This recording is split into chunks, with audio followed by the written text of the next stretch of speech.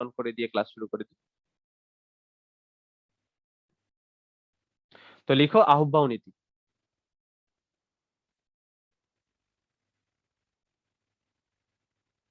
এইটা খুব সম্ভব তোমরা 9-10 একটু করে পড়ছো। আমার যতদূর ধারণা 9-10 তোমরা একটু করে পড়ছো, কারণ তোমরা যেহেতু ইলেকট্রন বিন্যাস শিখছো, তার মানে তোমরা 9-10 হালকা করে কি করছো, আহ্বাও নীতি যেটা সেটা পড়ছো, তাই না? জি, বাট পড়ছো? বইয়ের নামটা লেখা ছিল। আচ্ছা ভাইয়া বইয়ের, পড়া হয়েছে হ্যাঁ, একটু।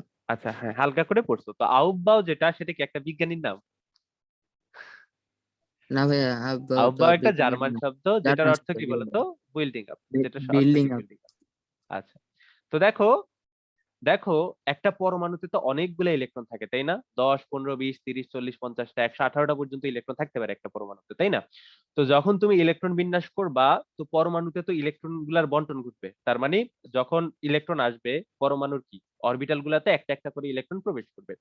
এখন ইলেকট্রন কোন একটা অরবিটালে প্রবেশ করার সময় তার কাছে কিন্তু অনেক অপশন থাকে। প্রত্যেকটা পরমাণুতে অসীম সংখ্যক শক্তি স্তর থাকে। অসীম সংখ্যক শক্তি স্তরে কি থাকে বলতো ভাইয়া? অসীম সংখ্যক ফাঁকা অরবিটাল থাকে। এখন এতগুলা অরবিটালের ভিতরে কোন কোন অরবিটালে যে ইলেকট্রনটা প্রবেশ করবে, সেটার জন্য আউবাউ সাহেব কি করছে, একটা নীতি দিছে।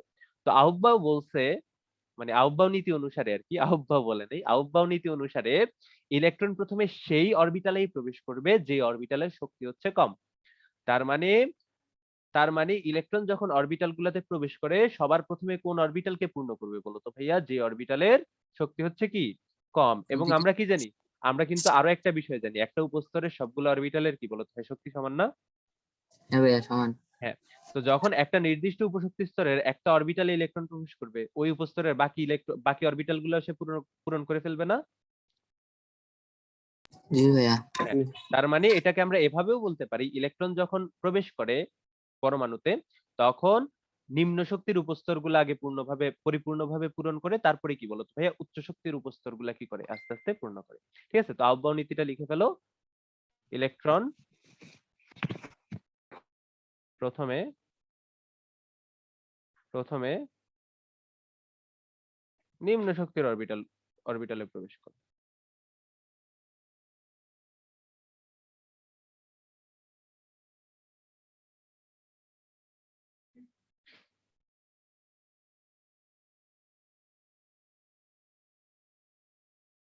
তারপর ক্রমান্বয়ে কি করে, তারপর ক্রমান্বয়ে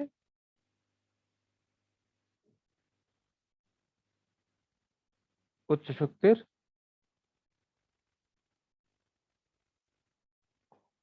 অরবিটালে যায়। একটু ফাস্ট যাব, কারণ আজকের মধ্যে আমাদের ওই 3টা নীতি শেষ করা উচিত। কেমন? 7টা বাজে আরেকটা ক্লাস আছে। ওকে, দেখো কালকে কিন্তু তোমাদের ক্লাস নেই, তোমাদের ক্লাস শনি রবি, তারপরে কি বলতো সোম মঙ্গল, আরেকটা দিন কি ছিল, বৃহস্পতি। 5 দিন ছিল না 4 দিন? 5 দিন ছিল। শনি রবি সোম 4 দিন। মঙ্গল 4 দিন ছিল ভাইয়া। 4 দিন ছিল, তাহলে শনি রবি মঙ্গল বুধ। ঠিক আছে, এই 4 দিন। সোমবারটা যেটা, এটা একদিন আমি রেস্ট নিব। তো ইলেকট্রন প্রথমে নিম্ন শক্তির অরবিটালে প্রবেশ করে, তারপর ক্রমান্বয়ে উচ্চ শক্তির অরবিটালে যায়। আচ্ছা দেখো, তো মনে করো তোমার কাছে 4টা উপস্তর দেওয়া আছে, 2s, তারপরে আছে 3p, তারপরে আছে 4s, তারপরে আছে 5p। এই প্রত্যেকটা উপস্তরে কি আছে, অরবিটাল আছে। এবং মনে করো 2s এ একটা অরবিটাল আছে, সেটা শক্তি তো আছে। 3p তে কয়টা অরবিটাল আছে বলো তো? 3টা অরবিটাল আছে। তার মানে 3টা অরবিটাল। হ্যাঁ, 3টা অরবিটালের শক্তি সমান না? জি ভাইয়া, সমান। তার মানে কি বলতো, একটা অরবিটাল পূর্ণ করলে বাকিগুলো কি পূর্ণ করে তারপরে হচ্ছে অন্য শক্তি স্তর, অন্য অরবিটাল উপস্তরে যাবে। তো আমরা কিন্তু অরবিটালের জায়গায় উপস্তর দিয়েও চিন্তা করতে পারি, যে প্রথমে কি করবে, ইলেকট্রন নিম্ন শক্তির উপস্তরকে পরিপূর্ণ করবে, তারপরে কি বলতো ভাইয়া, উচ্চ শক্তির উপস্তরে যাবে। এখন দেখো শক্তি যেটা কার, মানে কোন উপস্তরের শক্তি বেশি, বা কোন অরবিটালের শক্তি বেশি, বা কোন অরবিটালের শক্তি কম, সেটা আমরা কিভাবে মেজার করবো ভাইয়া? সেটা মেজার করব প্রধান কোয়ান্টাম সংখ্যা এবং সহকারী কোয়ান্টাম সংখ্যার যোগফল দ্বারা। যেই অরবিটালের n+n যত বেশি, হ্যাঁ n+l যার বেশি, তার কি বলতো ভাইয়া, তার তার শক্তি বেশি। শক্তি বেশি। ঠিক আছে, তার শক্তি বেশি। যদি n+l সমান হয়, n+l সমান হলে কি বলতো, এটা মনে আছে কিনা দেখি। ভাইয়া তাহলে প্রধান যার এন বেশি সে বড়। কোয়ান্টাম সংখ্যা হ্যাঁ, অনুযায়ী। যার n বেশি, n যার বেশি। ঠিক আছে, তাহলে n প্লাস এল যদি সমান হয় তাহলে n যার বেশি তার কি বলতো ভাইয়া শক্তি বেশি। তাহলে বলো তো আমার কাছে মনে করো একটা ইলেকট্রন সাহেব আসলো, আয়সা সে উপস্তরকে খুঁজতেছে যে সে কোন উপস্তরের অরবিটালে প্রবেশ করবে। 2s উপস্তরের অরবিটাল গুলাতে প্রবেশ করবে, 3p উপস্তরের অরবিটাল গুলাতে প্রবেশ করবে, 4s উপস্তরের অরবিটাল গুলাতে প্রবেশ করবে, নাকি 5p উপস্তরের অরবিটালে প্রবেশ করবে। এখন তোমাদের বলে রাখি একটা s উপস্তরের ইলেকট্রন ধারণ ক্ষমতা কত? 2, p এর 6, d এর কত? 10, 10, f এর কত? 14 ভাইয়া। 14। এটা কোত্থেকে পেয়েছি বলো তো? এই যে দেখছো, জি ভাইয়া। এই যে এখান থেকে পেয়েছি। ওকে, এই তোমরা পাঁচটা n = 5 এর জন্য করছিলা, SW দিছিলাম। জি উপস্তর আসবে কিন্তু n = যখন 5 হবে তখন কিন্তু জি উপস্তরের কথাবার্তা আসবে। ওকে ওকে, ওইটা নোটে অ্যাড করে দিবা, তখন কিন্তু জি চলে আসবে। ঠিক আছে, জি উপস্তর চলে আসবে। আচ্ছা যাই হোক, তো দেখো ইলেকট্রন একটা আসলো, আয়শা দেখলো তার সামনে 4টা উপস্তরের অরবিটাল গুলা ফাঁকা আছে। সে কোন উপস্তরে যে প্রবেশ করবে বলতো? 2s এ, 3p তে, 4s এ, নাকি ভাইয়া 5p 2 তে? আছে। আচ্ছা, তো এর জন্য আমাদের শক্তি দেখা লাগবে। তো দেখো ভাইয়া 2s যেটা, সেটার n এর মান হচ্ছে 2, l এর মান কত? এর মান 0। 0, হ্যাঁ, তাহলে 2। 3p তে n এর মান 3, l এর মান e 1, এর মান তাহলে 1, 4। 4s এ n এর মান 4, l এর মান 4, কত? 0। s তার এর মানে মান কত? 0, 4। হ্যাঁ, তারপরে কি 5p তে 5 প্লাস 1 তার মানে কত? 6। তাহলে বলো তো 6, ভাই সবচেয়ে বেশি শক্তি কার? 5p। 3p 5p, আর 4s এর মধ্যে কার শক্তি বেশি? 4s এর শক্তি বেশি। 4s এর শক্তি বেশি। 3p আর 2s এর মধ্যে 3p, এবং সবচেয়ে কম শক্তি কার? 2s এর। তাহলে ইলেকট্রন সাহেব কি করবে? বলবে যে না, আমি 2s এ প্রবেশ করব। ঠিক আছে, আমি কি করব বলো তো ভাইয়া? 2s এ প্রবেশ করব। বুঝতে পারছো এটা? এই জি বুঝতে ভাইয়া। পেরেছো? ওকে। আচ্ছা, এখন দেখো যখন একটা নির্দিষ্ট পরমাণু নিয়ে আমরা চিন্তা করি সেখানে শক্তি স্তর থাকে অসংখ্য, তাই না? n এর মান 1 থেকে ইনফিনিটি পর্যন্ত পসিবল। এখন n এর মান 1 থেকে ইনফিনিটি পর্যন্ত যদি পসিবল হয় তাহলে তাদের উপস্তরের সংখ্যা অসীম হবে। তাহলে এই উপস্তরগুলোর মধ্যে শক্তির ক্রম কিভাবে হবে সেটার জন্য তোমরা একটা জিনিস শিখছিলা, সেটা আমরা এখন আবার শিখবো। মনে করো n এর মান যখন 1, l এর মান কি পসিবল বলো তো ভাইয়া? 0। তার 0, মানে কি 1 নাম্বার শক্তি স্তরে শুধুমাত্র 1s উপস্তর যেটা সেটা আছে, তাই না?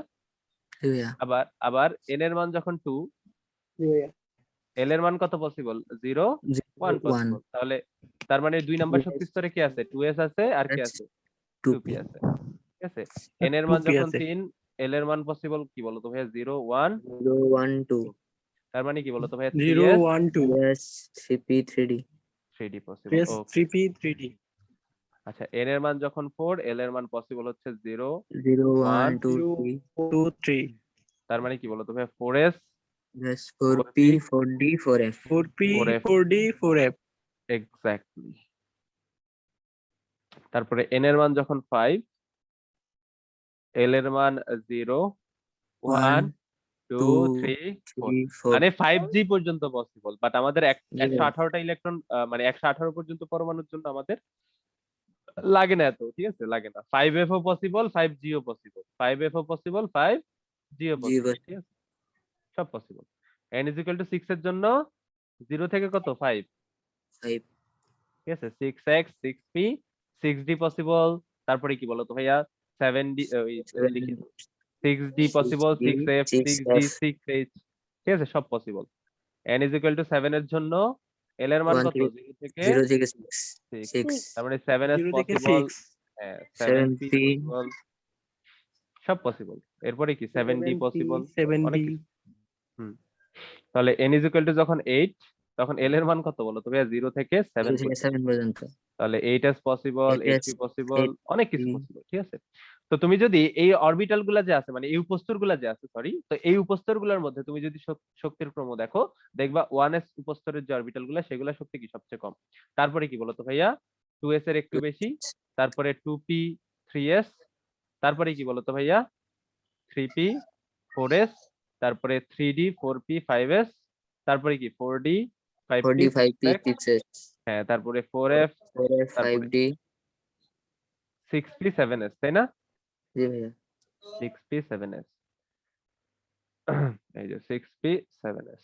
তারপরে হচ্ছে কি বলতো ভাই? এখানে যদি 5f থাকে তাহলে হচ্ছে 5f, 5f, 6, 6d, 7p, 8s, ঠিক আছে, এভাবে হচ্ছে বাড়তে থাকে, এভাবে হচ্ছে কি বলতো বাড়তে থাকে। তার মানে তার মানে যখন একটা নির্দিষ্ট পরমাণুতে ইলেকট্রন প্রবেশ করবে তখন সবার শুরুতে কোন উপস্তরটা পূর্ণ করবে? 1s উপস্তর পূর্ণ করবে, তারপরে 2s উপস্তর পূর্ণ Yes. করবে, তারপরে 2p উপস্তর 2p, যেটা সেটা পূর্ণ করবে, তারপরে 3s উপস্তর 3s, পূর্ণ করবে, তারপরে 3p উপস্তর 4s, তারপরে 3d 4p 5s, তারপরে 4d 5p 6s, এভাবে করে করে কি বলতো ভাইয়া পূর্ণ করবে। এবং এটা তোমার এভাবে আঁকা একাও তুমি করতে পারো, আর এটার জন্য একটা ছন্দ আছে, শোনো শোনো পিয়া শোনো পিয়া শোনো, দাঁড়াও পিয়া শোনো দাঁড়াও পিয়া শোনো, ফিরে দাঁড়াও পিয়া শোনো ফিরে দাঁড়াও পিয়া। তো এরকম একটা কি আছে বলতো, এরকম একটা তোমাদের ছন্দ আছে, ছন্দটা কি লিখে দেওয়া লাগবে? জি আলটিমেটলি ভাইয়া লাগে না। দেন, আচ্ছা লিখে লিখবো। দেন। লিখে আচ্ছা দেন ভাই। লিখে দেন। আচ্ছা লিখতেছি লিখতেছি লিখতেছি বৎসরা লিখতেছি, ওয়েট করো।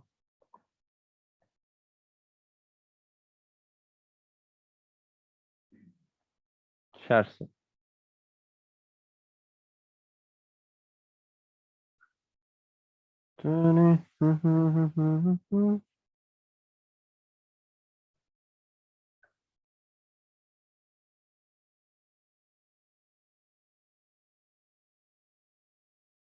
ওকে, তাহলে এটা তোমরা এভাবে মনে রাখতে পারো, শোনো শোনো, ঠিক আছে, শোনো শোনো পিয়া শোনো পিয়া শোনো। শোনো হচ্ছে কি এস, পিয়া হচ্ছে পি, দাঁড়াও হচ্ছে ডি, ফিরে হচ্ছে এফ। তাহলে শোনো শোনো পিয়া শোনো, এগুলো লাগে না বুঝছো, আলটিমেটলি ইলেকট্রন বিন্যাস খুব সহজ একটা টপিক, এখান থেকে প্রশ্ন ওইভাবে করে না। শোনো শোনো পিয়া শোনো পিয়া শোনো, শোনো শোনো পিয়া শোনো পিয়া শোনো, দাঁড়াও পিয়া শোনো, পিয়া শোনো, দাঁড়াও পিয়া শোনো।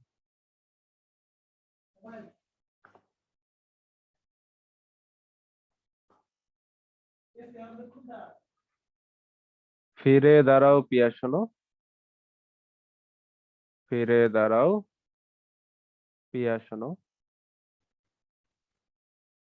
শোনো, ফিরে দাঁড়াও পিয়া শোনো। ঠিক আছে, বা ফিরে দাঁড়াও পিয়া পর্যন্ত রাখতে হবে, এত লাগেও না। 7 পর্যন্তই লাগে, 7s পর্যন্তই লাগে, 7p পর্যন্তই লাগে। ফিরে দাঁড়াও পিয়া, 7p এর বেশি আর লাগে না। তো দেখো, শোনো হচ্ছে কি এস, প্রিয়া দিলে ভালো হয়। লিখো তুমি প্রিয়াই লিখো, শোনো শোনো।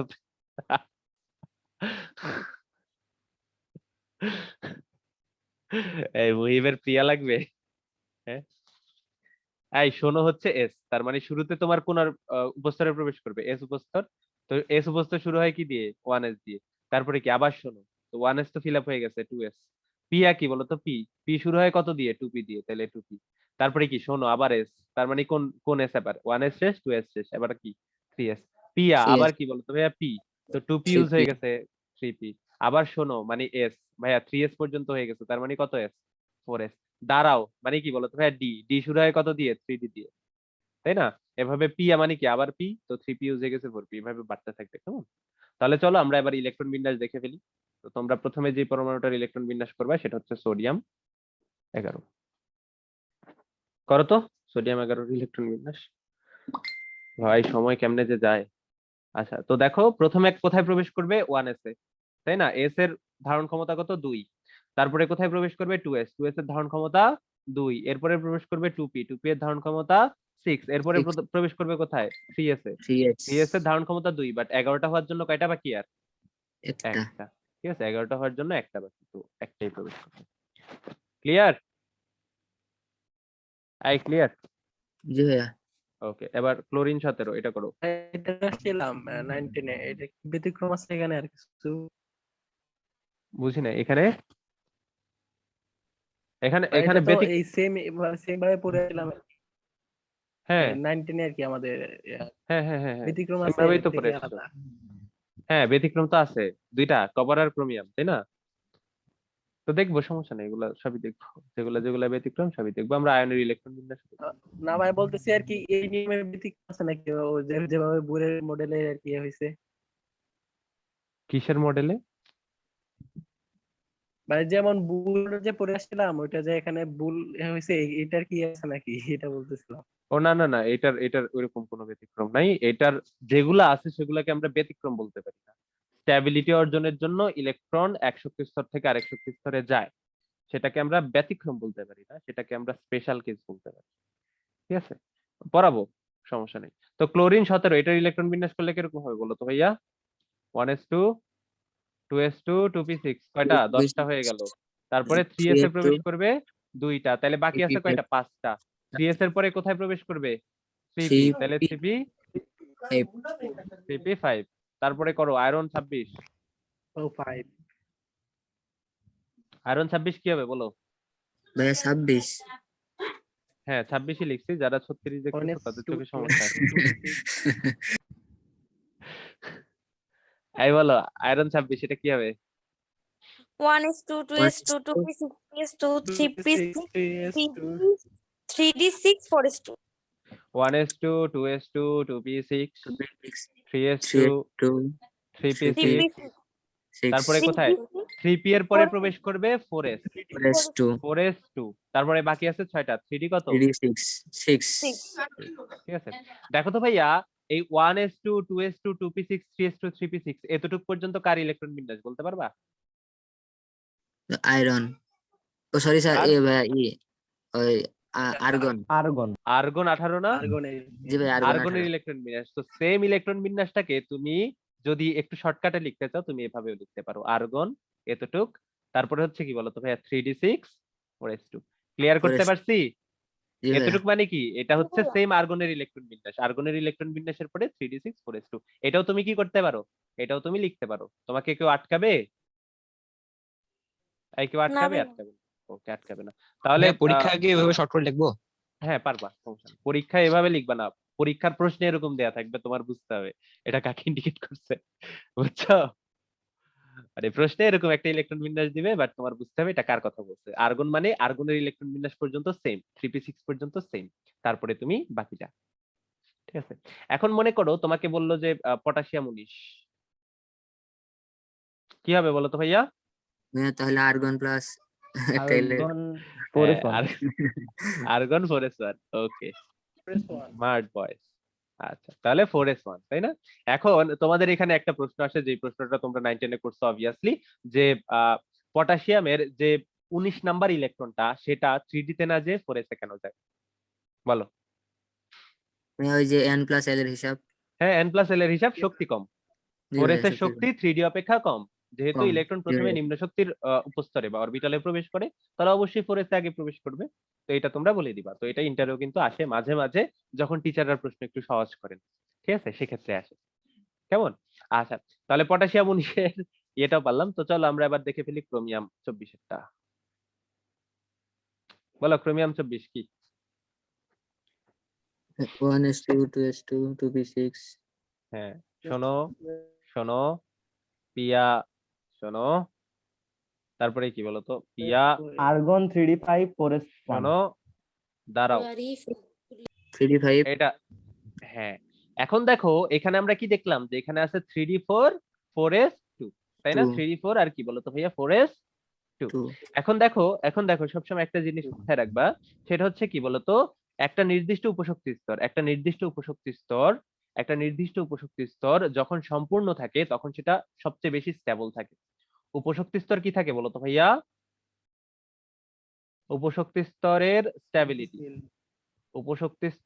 স্ট্যাবিলিটি, ঠিক আছে, বা স্থায়িত্ব, সেটা কখন সবচেয়ে বেশি স্টেবল হয় বা স্থায়ী হয় বা শান্তশিষ্ট হয়?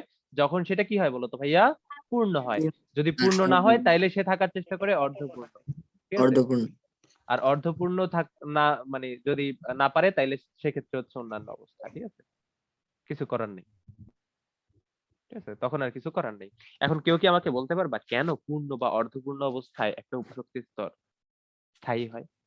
বলতে পারবা? সবগুলো মনে অরবিটালে একটা একটা ইলেকট্রন পেয়ে যায় মেবি।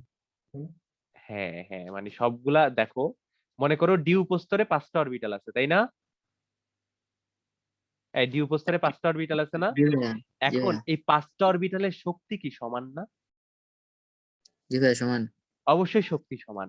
এখন শক্তি সমান, এখন 5টা অরবিটালের কিছু অরবিটালে ইলেকট্রন আছে, কিছু অরবিটালে ইলেকট্রন নাই, বা কিছু অরবিটালে 2টা ইলেকট্রন আছে, কিছু অরবিটালে একটা ইলেকট্রন আছে। বলো তো ভাই, তখন কি আর শক্তি সমান থাকবে? না ভাইয়া। হেরফের তৈরি হবে না? তো শক্তির জি ভাইয়া। সামঞ্জস্যটার বা শক্তির যে সমান এই ইকুয়ালিটিটা বজায় রাখার জন্য তারা কি কি চায়? তারা চায় যে সবগুলো অরবিটালে সমান সংখ্যক ইলেকট্রন যাতে থাকে। এখন সবগুলো অরবিটালে যদি 2টা করে ইলেকট্রন থাকে তাহলে সেটা পূর্ণ হয়। আর একটা করে থাকলে সেটা কি হয় বলো তো? অর্ধপূর্ণ হয়। বুঝতে অর্ধপূর্ণ। পারছো? ওকে, ভেরি গুড। তাহলে কোন একটা উপশক্তি স্তর পূর্ণ অবস্থায় সবচেয়ে বেশি স্টেবল হয়, নইলে অর্ধপূর্ণ অবস্থায়, আর যদি উপায় না থাকে তাহলে তার কিছু করার নাই। এখন দেখো 3 নাম্বার শক্তি স্তরের একটা উপস্তর যেটাকে আমরা 3D বলতেছি, সেখানে সেখানে 4টা ইলেকট্রন আছে। আরেকটা ইলেকট্রন পাইলেই সে কি হয়ে যাবে? স্টেবল হয়ে যাবে। অর্ধপূর্ণ। হ্যাঁ, স্টেবল হয়ে যাবে, মানে 3D5 হবে, অর্ধপূর্ণ হলে স্টেবল হবে। এখন 4s এ আবার 2টা ইলেকট্রন আছে। এখন দেখো 4s এ 2টা ইলেকট্রন আছে, এই 4s এর যে 2টা ইলেকট্রন সেটা কি উপরের শক্তি স্তরে আছে না? এখন উপরের শক্তি স্তর থেকে নিচের শক্তি স্তরে ইলেকট্রন আসতে কি কোনো সমস্যা আছে বলো তো? না ভাইয়া। সমস্যা আছে? সমস্যা নাই। তো যখন দেখবে যে তার নিচের নিম্ন জাতির কারো একটা মাত্র ইলেকট্রন হইলেই তার আসলে স্থায়িত্ব যেটা, স্থিতিশীলতা যেটা, সেটা অর্জন হয়ে যায়, তখন সে কি করবে বলতো? একটা ইলেকট্রন তার নিচের শক্তি স্তরের অরবিটালকে দিয়ে দিবে। তো 4s এর একটা ইলেকট্রন তাহলে কোথায় চলে যাবে বলতো? 4s এর একটা ইলেকট্রন 3D তে চলে যাবে। 3D তে তাহলে চলে যাবে। 3D হয়ে যাবে 5, 4s কত হয়ে যাবে? 1। 4s 1 হয়ে যাবে। তাহলে বলো তো ভাইয়া, ক্রোমিয়ামের কয় নাম্বার ইলেকট্রন 3D তে 5 নাম্বার ইলেকট্রন হিসেবে গেছে? ক্রোমিয়ামের কয় নাম্বার ইলেকট্রন? সর্বশেষ 24 নাম্বারটা। 24 নাম্বারটা। আসলে এই 24 নাম্বারটা দেখো, হিসাব করি। দেখো 1 আর 2 নাম্বার গেছে 1s এ, 3 আর 4 নাম্বার 2s এ, 5 থেকে 10 নাম্বার কোথায়? 2p তে, 11 12 3s এ, 13 থেকে 18 3p তে, 13 থেকে 18 3p তে। ভাইয়া 19 20 কোথায় গেছিল? 4s এ। 4s এ। 21 থেকে 24 3D তে। এখন 19 আর 20 ছিল 4s এ, 20 নাম্বারটা এখানে চলে গেছে না? জি ভাইয়া।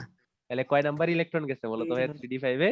20 20 নাম্বারটা। নাম্বার। 20 ঠিক আছে, নাম্বার। 20 নাম্বারটা গেছে। ঠিক আছে, তো এই এটা তো নাম্বারগুলা খুবই- আমরা করা শিখবো। এখন তাহলে একইভাবে কপারের ইলেকট্রন বিন্যাস করে ফেলো।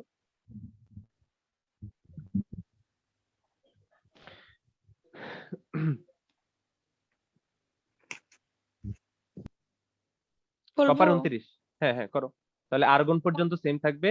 আর্গনের পরে কোথায় বলো তো ভাইয়া? 4s এ 2টা প্রবেশ করবে, 3D কত হয়ে যাবে? 9 হয়ে যাবে। 10 9 হ্যাঁ 3D, হ্যাঁ 9। এখন যেহেতু এই জিনিসটা স্টেবল না, স্থায়িত্ব অর্জনের জন্য কি হবে বলতো ভাইয়া? 4s থেকে একটা ইলেকট্রন 3D তে চলে যাবে। তাহলে 3D হয়ে যাবে 10 আর 4s 4s 1 বুঝতে পেরেছো? জি ভাইয়া। ওকে, ভাইয়া ঠিক এই আছে। ক্ষেত্রে তো মনে হয় 20 নং ইলেকট্রনটা 3D তে গেছে, হ্যাঁ? হ্যাঁ 3D টেনে গেছে, মানে 3D ভাইয়া। মানে D এর 10 নাম্বার ইলেকট্রনটা হবে মূলত কপারের 20 নাম্বার ইলেকট্রন 20 নাম্বার সেটা। ইলেকট্রন। হ্যাঁ, এখন তোমাদের যদি আমি জিজ্ঞেস করি বলো তো কপার প্লাস এইটার ইলেকট্রন বিন্যাস কি হবে? এটা হবে 4s to 3d8।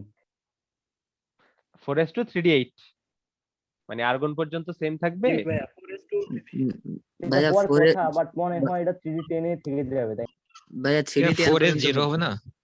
জি ভাইয়া 4s 0 হবে। বলো আর আর কেউ কিছু বলো। একজনে বলতেছে 3d8 4s2, একজনে বলতেছে 3d10 4s0। কোনটা জি ভাইয়া। কারেক্ট? না, আমি বলতেছি 3d10 4s 0। ওকে, সবাই বলতেছে 3d10 4s0। শোনো, যখন একটা আয়ন উৎপন্ন হয় এর মানে কি বলতো ভাইয়া? যোজ্যতা স্তর থেকে একটা ইলেকট্রন চলে গেছে, অথবা যোজ্যতা স্তরে কি হয়েছে? একটা নতুন ইলেকট্রন অ্যাড হয়েছে।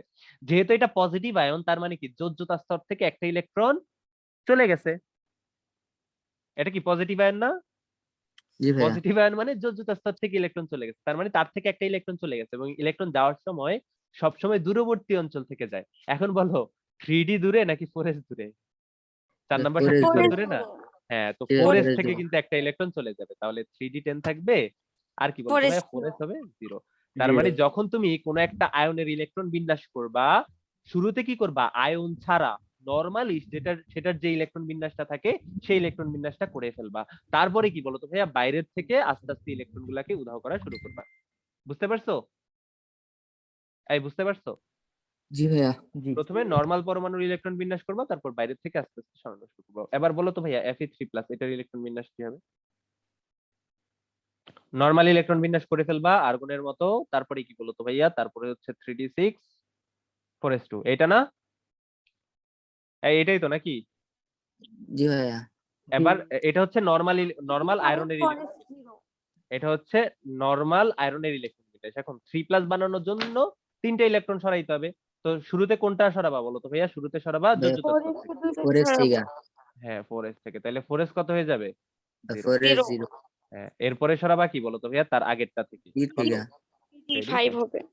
এক্স্যাক্টলি। সুন্দর না বিষয়টা? জি ওকে ভাই, অনেক মজার। ওকে, তাহলে তোমরা ক্রিপ্টন, ঠিক আছে, ক্রিপ্টন 36 এটার ইলেকট্রন বিন্যাস করে ফেলবা। জ্যানন 54 এটার ইলেকট্রন বিন্যাস করে ফেলবা বাসায়। কেমন? এছাড়া আরো বাড়ির কাজ দিই, মনে করো তুমি স্ক্যান্ডিয়াম 3+ এটার ইলেকট্রন বিন্যাস করে ফেলবা। তারপরে হচ্ছে ক্লোরাইড Cl- এটার ইলেকট্রন বিন্যাস করতে পারবো না। শোনো, বের করার সময় যেরকম যোজ্যতা স্তর থেকে বের করি, ঢুকানোর সময় কি করি বলতো ভাইয়া? যোজ্যতা স্তরেই ঢুকাই কিন্তু। যেমন ক্লোরিন মাইনাস এটার ইলেকট্রন বিন্যাস করার জন্য, মানে ক্লোরাইড যেটা, এটার ইলেকট্রন বিন্যাস করার জন্য তুমি নরমালি ক্লোরিনের ইলেকট্রন বিন্যাসটা করে ফেলবা। তারপরে কি বলতো ভাইয়া? সর্বশেষ যে উপস্থিত স্তর সেখানে কি করবে? একটা ইলেকট্রন ঢুকাবা। বুঝতে পারছো? অর্থাৎ এই বুঝতে আর্গনের পেরেছি। ইলেকট্রন বিন্যাস করে দেবে। কিসের? আর্গনের ইলেকট্রন বিন্যাস করে দেবে। আর্গনের, হ্যাঁ আর্গনের হয়ে যাবে। আর্গনের ইলেকট্রন বিন্যাস। প্লাস এটা তো আর্গনেরই হবে। হ্যাঁ আর হ্যাঁ এরও ক্লোরিন মাইনাস আর্গনের হবে। হ্যাঁ এক্স্যাক্টলি। আচ্ছা দেখো, ওকে, তাহলে আমরা আউটবাউ নীতি যেটা শিখে গেলাম, তাই না? আমরা আমার একটা কিন্তু প্রশ্ন আউটবাউ আছে, নীতি, হ্যাঁ বলো। কার্বনের ক্ষেত্রে কি হয়? এখানে তো carbon, 3p2 sorry 2p2 carbon, হ্যাঁ কার্বন 2s2 হ্যাঁ 2p6 1s2 2p2 হয়। 2s2 2p2 এটা হয়। হ্যাঁ এখানে p অরবিটাল একটা ইলেকট্রন নিয়ে নিচ্ছে না কেন? অর্ধপূর্ণ হওয়ার জন্য। আচ্ছা, এখানে তোমারে আমি সবসময় বলছি যে কি বলতো ভাইয়া, বাইরের দিক থেকে কি যায়? ভিতরের দিকে যায়। ভিতর দিক থেকে কি বাইরের দিকে যায়? যায় না। যায় না এখন ভাইয়া। কাহিনী আছে, এখানে আবার কাহিনী আছে। নর্মাল অবস্থায় ভিতর থেকে যাবে না, কিন্তু তুমি যদি উত্তেজিত করো, এখন 2s বলো 2p বলো, এই দুইটা কি একই শক্তি স্তরে না? একই শক্তি স্তরে, বাট তুলনামূলকভাবে 2s এর শক্তি কিন্তু 2p থেকে একটু কম, তাই না? যেহেতু একটু কম, সে কিন্তু শক্তি অর্জন করে কখনো 2p তে যাবে না। নিজে নিজে সে কি শক্তি পয়দা করবে বলো তো? এই না শক্তি ভাইয়া। পয়দা করবে না। তো তোমার কাছে যদি শক্তি থাকে, তুমি শক্তি ছেড়ে নিচের দিকে যাইতে পারো।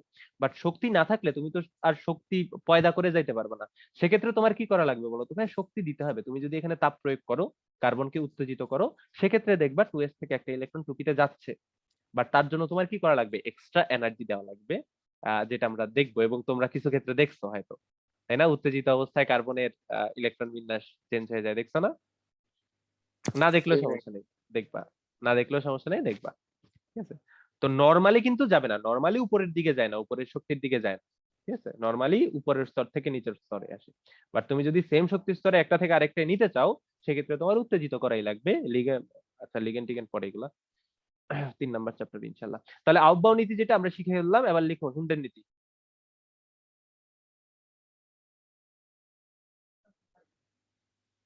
হুন্ডের নীতি।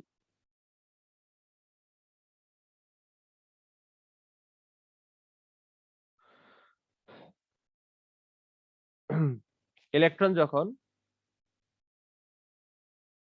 হাতের লেখা এত বাজে কেন? ইলেকট্রন যখন উপস্তরের অরবিটাল সমূহে প্রবেশ করে,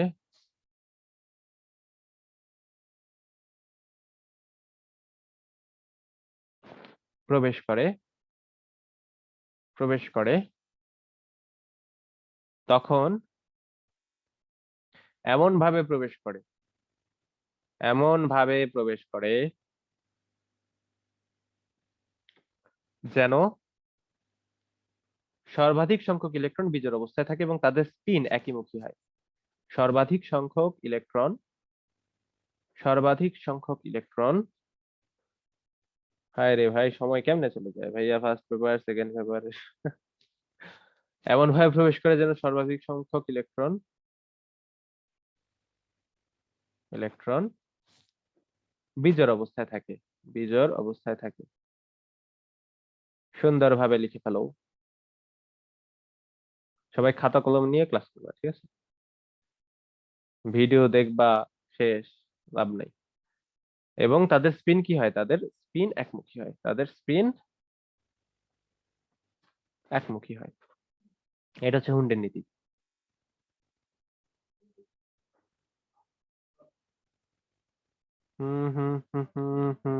লিখছো সবাই? লিখেছো? জি ভাইয়া লিখছি। ওকে, যদি লিখো তাহলে দেখো বিষয়টা কি দাঁড়াচ্ছে। দেখো আমি আবার মনে করো সালফারের ইলেকট্রন বিন্যাস করলাম। সালফারের হচ্ছে 16। সালফারের ইলেকট্রন বিন্যাস যদি তুমি করো তাহলে এটা হবে 1s2, 2s2, 2p6, 3s2, 3p4, তাই না? এরকম না? জি ভাইয়া। এরকম। এখন তুমি যে কোনো একটা উপস্তরকে ইন্ডিকেট করো, মানে যে কোনো একটা উপস্তর। ঠিক আছে, আমি মনে করো 3p কে নিলাম। 3p উপস্তরে অরবিটাল কয়টা আছে? একটা, তিনটা। তিনটা, তাই না? তিনটা জি ভাইয়া। অরবিটাল আছে। একটা হচ্ছে ভাইয়া 3px, আর একটা 3py, আর একটা কি বলো 3p1, তোমায়? 3pz। 3pz 3px, 3py, 3pz। এটা হচ্ছে 3px, এটা হচ্ছে 3py, এটা হচ্ছে 3pz। দেখো এই তিনটা অরবিটালে ইলেকট্রন প্রবেশ করছে টোটাল কয়টা? 4টা। 4টা। ভাইয়া রিমুভ দিলেন যে? ক্লাস করে নাই তো রিমুভ দিব না?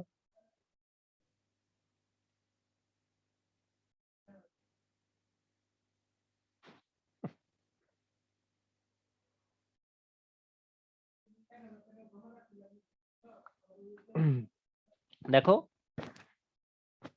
এই ক্লাস করে নাই, আবার গর্ব করে বলতেই আসছে যে ভাই আজকে ক্লাস আছে। আমি তো গত ক্লাসও করি নাই। তো গত ক্লাস করো নাই, এটা কি তোমার গর্বের বিষয় বলো তো? তোমার কি অনেক উপকার হচ্ছে এটাতে? হ্যাঁ ভাইয়া, না ভাইয়া। তোমার তো কোনো উপকার হচ্ছে না, তো তুমি গর্ব করে কেন বলতেছো?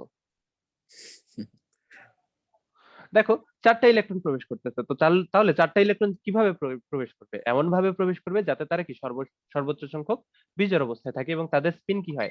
একমুখী হয়। একমুখী মনে করো spin। প্রথম ইলেকট্রনটা এখানে প্রবেশ করলো এবং এটার স্পিন কি বলতো ভাইয়া? মনে করো ঘড়ির কাঁটার দিকে। ঠিক আছে, এটার স্পিন কি? মনে করো ঘড়ির কাঁটার দিকে। তাহলে একটা কি এখানে প্রবেশ করলো, তাহলে কি হবে বলতো ভাইয়া? পরেরটা কি এখানেই প্রবেশ করবে এভাবে? না না ভাইয়া, ভাইয়া। পরেরটা পাশের অরবিটালে প্রবেশ করবে। পরেরটা প্রবেশ করবে এখানে, ভাই এবং সেটার স্পিনও কি হবে? সেটার স্পিনও কাটার প্রথমটার দিকে। অনুরূপ হবে। প্রথমটার স্পিন যেরকম, দ্বিতীয়টার স্পিনও তেরকমই হবে, মানে সেরকমই হবে। তারপরে কি তৃতীয়টা প্রবেশ করবে এখানে। তাহলে এভাবে কি বলতো ভাইয়া? বিজোড় অবস্থায় প্রবেশ করলো এবং তাদের কি স্পিন একমুখী হয়ে গেল। এখন প্রত্যেকটা ফিল আপ হয়ে গেছে। এখন চার নাম্বারটারে কি দেয়া লাগবে? জায়গা দেয়া লাগবে না? তখন আবার কি সে প্রথমটায় ফিরে যাবে। প্রথমটায় ফিরবে, কিন্তু তার স্পিন কি হবে বলতো? বিপরীত। বিপরীতমুখী। বিপরীতমুখী ঠিক আছে, হ্যাঁ, একটা অরবিটালে দুইটা ইলেকট্রনের স্পিন সবসময় অপোজিট হওয়া লাগে। ঠিক আছে, একটা তো ঘড়ির কাঁটার দিকে একটা positive দিকে। হ্যাঁ, তাহলে এই যে 3p তে তিনটা অরবিটাল আছে, 3px, 3py আর 3pz, সেখানে এই ইলেকট্রন গুলা কিভাবে প্রবেশ করে বলতো ভাইয়া? একটা একটা করে সেম স্পিনে প্রবেশ করে, তারপরে কি বলতো ভাইয়া? বিপরীতমুখী পূর্ণ হওয়ার spin এ। পরে বিপরীত স্পিনে প্রবেশ করে। বুঝতে পারছো? জি ভাইয়া। ওকে, তাহলে এই জিনিসটা যদি বুঝতে পারো তাহলে বলো তো ভাইয়া, এই 2p এর যে তিনটা অরবিটাল আছে সেখানে ইলেকট্রন গুলা কিভাবে প্রবেশ করে? প্রথমে 1, ভাই 2, প্রথমে 3, স্পিনের পরবর্তীতে বিপরীতমুখী। হ্যাঁ, তারপর হচ্ছে 4, 5, 6। ঠিক 6। আছে, এরকম। হ্যাঁ, জি ভাইয়া। এবার চলো আমরা আয়রন 26 এরটা একটু দেখি। আয়রন 26 এর 3D এর অবস্থা আমরা একটু দেখে আসি। ঠিক আছে, আয়রন 26 এর 3D এর অবস্থা আমরা দেখে ফেলি। তাহলে প্রথম দুইটা ইলেকট্রন 1 নাম্বার আর 2 নাম্বার প্রবেশ করে 1s2 তে, 2 নাম্বার 3 নাম্বার আর 4 নাম্বার প্রবেশ করে 2s2 তে, 5 থেকে 10 নাম্বার প্রবেশ করে হচ্ছে 2p তে। ঠিক 2p6। আছে, হ্যাঁ, জি ভাইয়া। তারপরে 11, 12 প্রবেশ করে হচ্ছে 3s এ। ঠিক আছে, তারপরে হচ্ছে 13 থেকে 18 প্রবেশ করে 3p তে। তারপরে কি বলতো ভাইয়া? 19 আর 20 প্রবেশ করে 4s এ। তারপরে 21 থেকে 26 প্রবেশ করে কোথায় বলতো ভাইয়া? 3d 3D তে। তে। ঠিক আছে, তার মানে এখানে 21 থেকে 26 নাম্বার ইলেকট্রন আছে। ঠিক আছে, এখানে 21 থেকে 26 নাম্বার ইলেকট্রন আছে। তো আমরা কি জানি 3d উপস্তরে অরবিটাল কয়টা আছে? 5টা। অবস্থা ভাইয়া। একটা, দুইটা, তিনটা, 5টা। তো এই 5টা অরবিটালে কোন কোন ইলেকট্রন আছে? 21 নাম্বার থেকে 26 নাম্বার, তাই না? জি ভাইয়া। হ্যাঁ, তাহলে 21 নাম্বার ইলেকট্রন কোনটা হবে? এটা হবে আমাদের সেই 21 নাম্বার ইলেকট্রন, তাই না? জি ভাইয়া। তাহলে 22 নাম্বার ইলেকট্রন কোনটা হবে? এটা হবে আমাদের 22 নাম্বার ইলেকট্রন, তাই না? জি ভাইয়া। তারপরে এখানে 23, এখানে 24, এখানে 25। বুঝতে পারছো? 26 নাম্বারটা কোথায় যাবে? এই যে এখানে 26 নাম্বারটা যাবে। তাহলে এটা কিন্তু 26 নাম্বার ইলেকট্রন, আর এটা কিন্তু কি বলতো ভাইয়া? 21 নাম্বার ইলেকট্রন। বুঝতে পারছো? জি ভাইয়া। বুঝতে পারছো ইলেকট্রন গুলা কোথায় আছে, কিভাবে বের করতেছি আমরা? ওকে, ঠিক আছে, এটাই আসলে হুন্ডের নীতি। যখন একটা উপস্তরের অরবিটাল গুলাতে ইলেকট্রন প্রবেশ করবে তাহলে এমন ভাবে প্রবেশ করবে যাতে তারা সর্বাধিক সংখ্যক বিজোড় অবস্থায় থাকে এবং তাদের স্পিন কি হয় বলতো, একমুখী হয়। তাদের স্পিন কি হয় বলতো, একমুখী হয়। বুঝতে পারছো এটা? হ্যাঁ জি হ্যাঁ ভাইয়া হ্যাঁ, বুঝতে পারছি। ওকে। তাহলে একটা প্রশ্নের আনসার দিয়ে দাও, একটা প্রশ্নের আনসার দিয়ে দাও। কপারের কপারের কপারের না, আয়রনের, যেহেতু আয়রনটা করছি, তো আয়রনের 19, 20 ও 21 নং ইলেকট্রনের 4টি কোয়ান্টাম সংখ্যার মান নির্ণয় করো। হা হা হা, খুব ইম্পর্টেন্ট, ঠিক আছে, এটা খুব ইম্পর্টেন্ট। কোয়ান্টাম সংখ্যার মান নির্ণয় করো।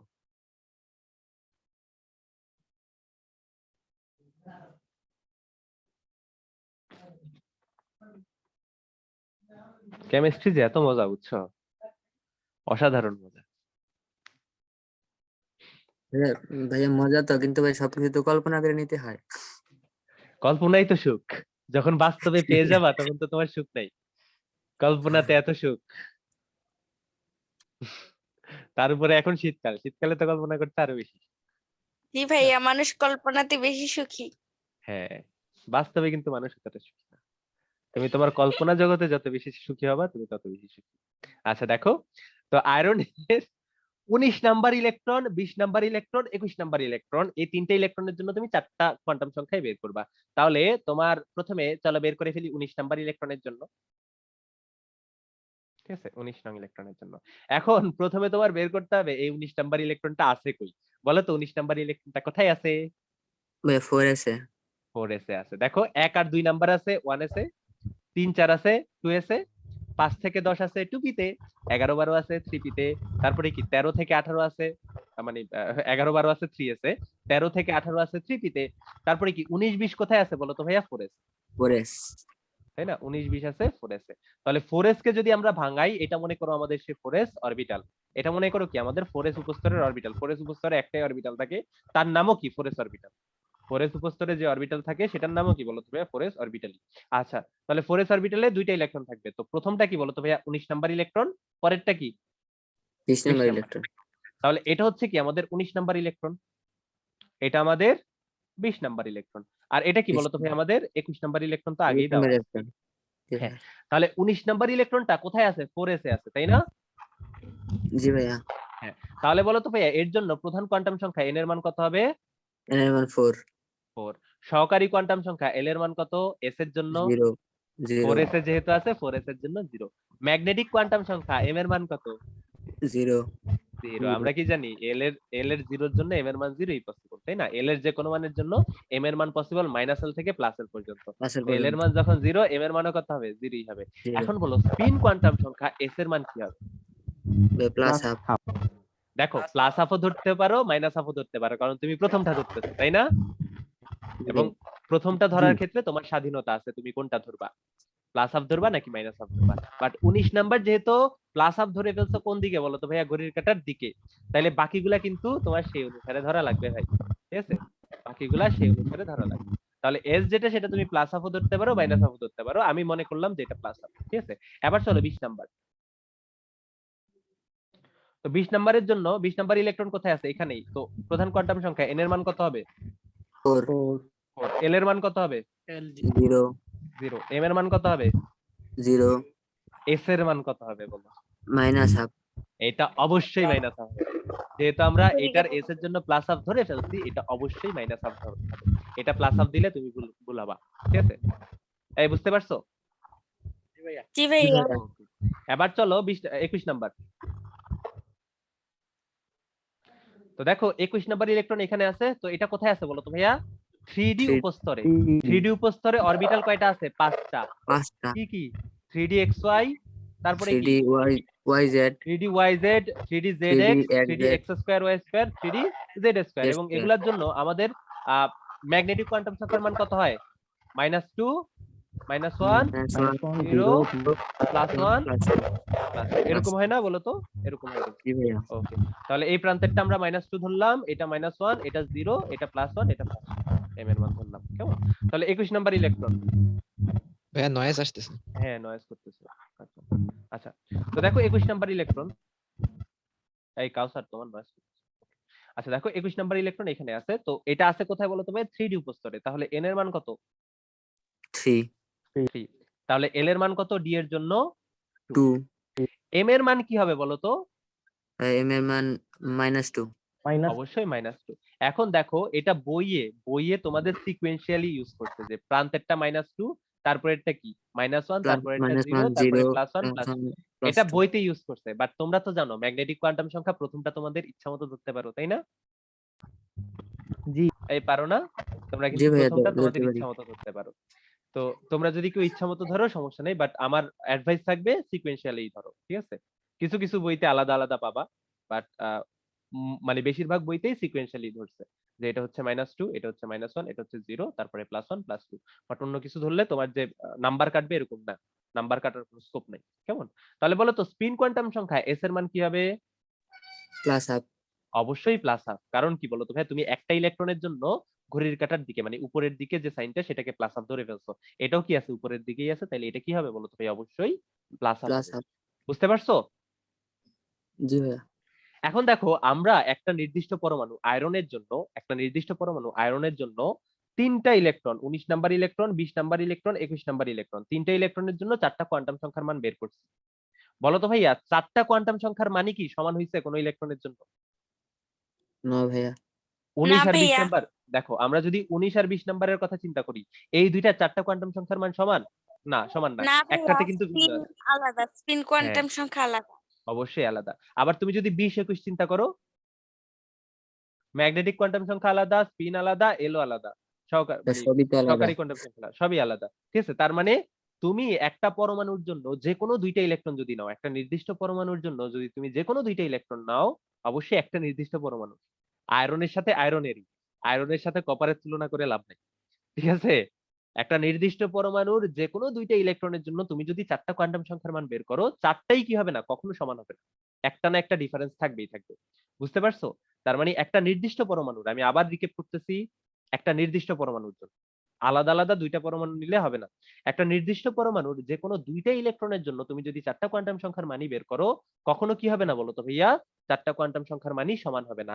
এই যে নীতিটা, এটাকে বলা হয় পলির বর্জন নীতি। কি বলা হয়? পলির পলির বর্জন নীতি। এটাকে বলা হয় পলির বর্জন নীতি। পলির বর্জন নীতি। তাহলে পলির বর্জন নীতিটা কি? একটি নির্দিষ্ট পরমাণুর, এই শোনো, এই যে তিনটা নীতি পড়াচ্ছি না, এই তিনটা নীতি থেকে সিকিউ আসে, তিনটা নীতি থেকে সিকিউ আসে। একটি নির্দিষ্ট পরমাণুর, নির্দিষ্ট পরমাণুর, পরমাণুর যে কোনো দুটি ইলেকট্রনের জন্য, যে কোনো দুটি ইলেকট্রনের জন্য, ইলেকট্রনের জন্য, ইলেকট্রনের জন্য চারটি কোয়ান্টাম সংখ্যার মানই সমান হবে না। চারটি কোয়ান্টাম সংখ্যার মানই, কোয়ান্টাম সংখ্যা মানই সমান হবে না। অ্যাটলিস্ট একটাতে কি থাকবে? ডিফারেন্স থাকবে।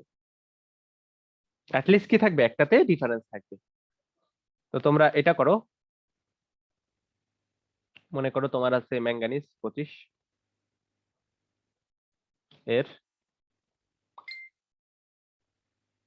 21 ও 23 নং ইলেকট্রনের জন্য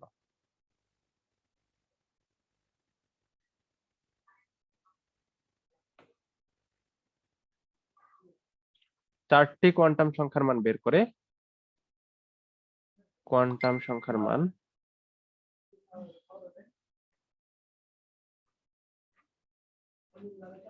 মান নির্ণয় করে, নির্ণয় করে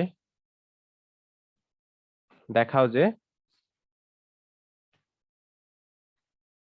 পলির বর্জন নীতি সঠিক। পলির বর্জন নীতিটি সঠিক। পারবা না? জি ভাইয়া পারবো। তো এটা তোমাদের SW, এটা তোমাদের কি বলতো ভাইয়া?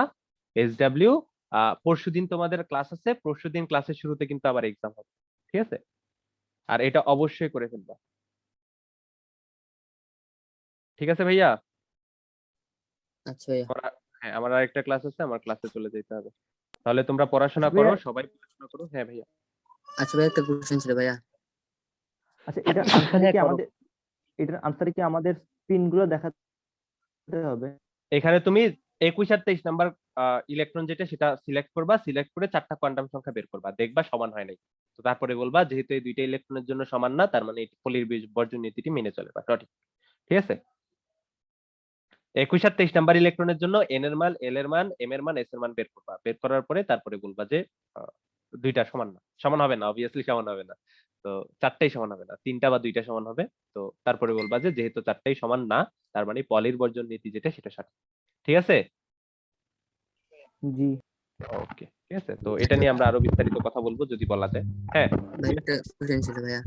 হ্যাঁ বলো।